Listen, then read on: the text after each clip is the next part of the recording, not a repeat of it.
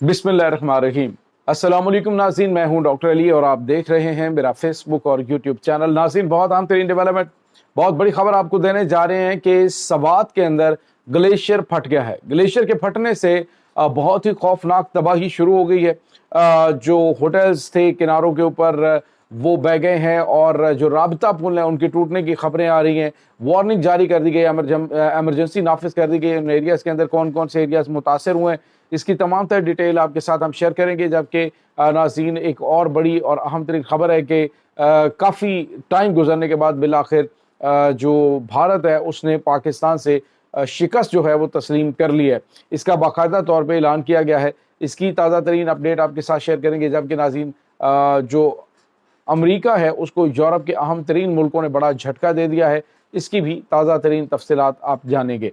Video की तफसील में जाने से पहले अगर आपने हमारे इस चैनल को सब्सक्राइब नहीं किया हुआ तो आपसे गुजारिश है काइंडली इसको सब्सक्राइब कर लें और बेल आइकन को ज़रूर दबा दें ताकि हमारी आने वाली वीडियो सबसे पहले आप तक पहुंच सके।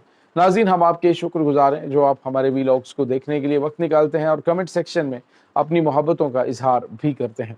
नाज़रीन, खबर ये आ रही है, कल से हम आपको बता रहे हैं कि जो क्लाइमेट चेंज की वजह से मुसलसल जो दरियाए सवात है वहाँ पे एक नाखुशगवार वाक़या पेश आया कि जब एक ही ख़ानदान के 18 अफराद बह गए और उस पर हुकूमत को तनकीद का निशाना बनाया जा रहा था और सारी चीज़ें ऑन द रिकॉर्ड और फिर रेस्क्यू इदारे और तमाम तर चीज़ें जो हैं वो आप देख चुके हैं। लेकिन अब नाज़रीन जो खबर आ रही है वो जो कलाम मटालतान का जो एरिया है वहाँ पर एक ग्लेशियर फट गया है। नाज़रीन, ये ग्लेशियर फटना बेसिकली ये होता है कि जो बिल्कुल टॉप के ऊपर एक पूरा एरिया जो है उसमें ग्लेशियर पिघलते हैं। क्लाइमेट चेंज की वजह से हीट जब ज़्यादा होती है तो वो पानी की एक बहुत बड़ी झील जो है वो बन जाती है और जैसे ही उसका प्रेशर बढ़ जाता है तो फिर वो फट जाती है और फटने से फिर बहुत बड़ी मिकदार के अंदर जो पानी है, जो अरसा दराज से पता नहीं कितने अरसे से ये बर्फ़ानी झीलें बन रही होती हैं, तो ये जो है वो झील फट जाती है और फिर जो है उसका पानी मुतलका दरियाओं के अंदर जो है वो बहुत तेज़ी के साथ इंक्रीज़ होता है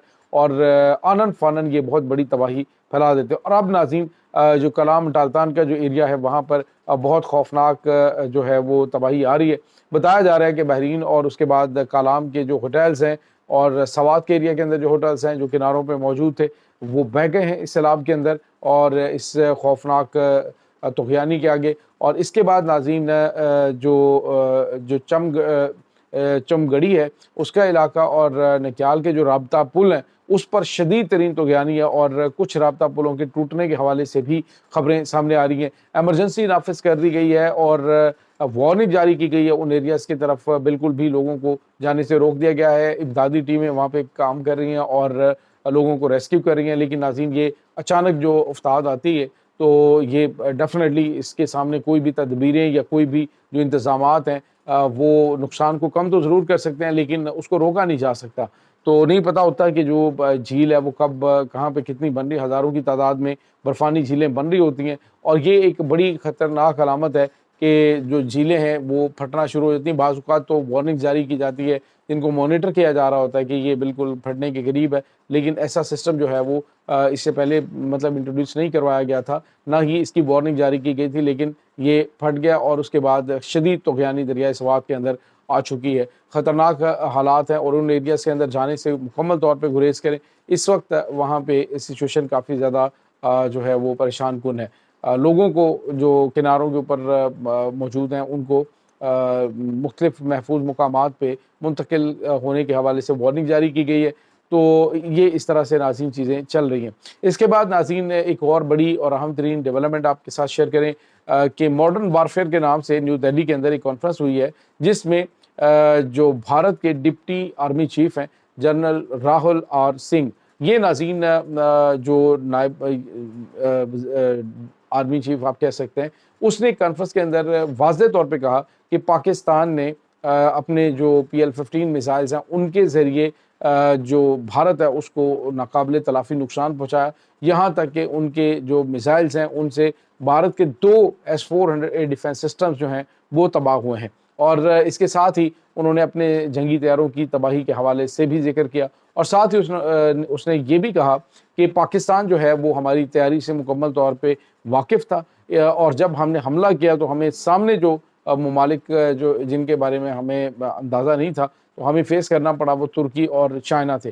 اور چائنا کی جو ٹیکنالوجی ہے، جو جاسوسی آلات ہیں، ان کے ذریعے پاکستان کو مسلسل انفارمیشن مہیا کی جا رہی تھی، اور جیسے ہی ہم نے اٹیک کیا تو پاکستان نے اس کا جواب دیا، اور ساتھ ہی انہوں نے یہ بھی کہا کہ پاکستان جو ہے وہ سیکنڈ سٹرائک کے لیے بھی تیار تھا۔ سیز فائر ہو گیا، لیکن اس نے یہ بھی کہا کہ آنے والے عرصے کے دوران پاکستان جو ہے اور اس کے ساتھ ایک جو ماڈرن وارفیئر ہے اس کی تیاری بڑی ضروری ہے۔ ساتھ ہی انہوں نے یہ بھی کہا کہ چونکہ ایک ٹیسٹ لیب کے طور پہ پاکستان اور بھارت کی جنگ کے دوران جو چائنا ہے وہ اپنے ہتھیاروں کو استعمال کر رہا تھا، کیونکہ پاکستان سب سے زیادہ چائنا کے ہتھیار استعمال کرتا ہے، تو ان کو وہ ہتھیار فری میں مل رہے تھے، اور اس کا نقصان جو ہے وہ بھارت کو بہت زیادہ ہوا۔ اور ناظرین، برملا اظہار پہلی مرتبہ اپنی شکست کا کیا گیا ہے کہ پاکستان نے بھارت کو اس جنگ کے اندر شکست فاش سے دوچار کیا، اور اب بھارت جو ہے وہ کہہ رہے جی کہ ہم بڑی بھرپور تیاری پاکستان کے خلاف کرنی چاہیے، اور انہوں نے کہا کہ جو آلات یا جو چیزیں ماڈرن وارفیئر کی استعمال بھارت کے خلاف کی گئی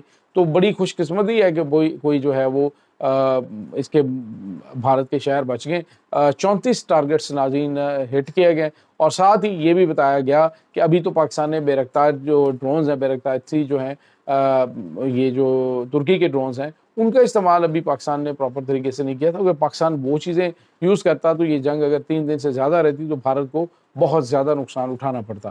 تو دوسرے لفظوں میں آپریشن سندور کی ناکامی کا اعتراف بھارتی فوج نے تو کر لیا ہے، لیکن ان کی حکومت باقاعدہ طور پہ کب کرے گی یہ تو ایک بڑا سوال ہے۔ لیکن جب فوج اعترافی شکست کر لیتی ہے تو پھر حکومت کے اعتراف کرنے میں کوئی زیادہ اس کی اہمیت نہیں ہوتی، کیونکہ گراؤنڈ ریالٹیز جو ہیں وہ فوج جان رہی ہوتی ہے، حکومت کو نہیں پتہ ہوتی۔ تو دوسری جانب ایک اور بڑی اور اہم خبر آپ کو بتائیں، انٹرنیشنل لیول پہ امریکہ کے لیے بڑی مصیبت کھڑی ہو گئی ہے۔ اپنی جو ناظرین معاشی پالیسیاں ہیں اس کی وجہ سے اب جو امریکی صدر ڈونلڈ ٹرمپ ہے وہ بری طرح سے پھنس گئے۔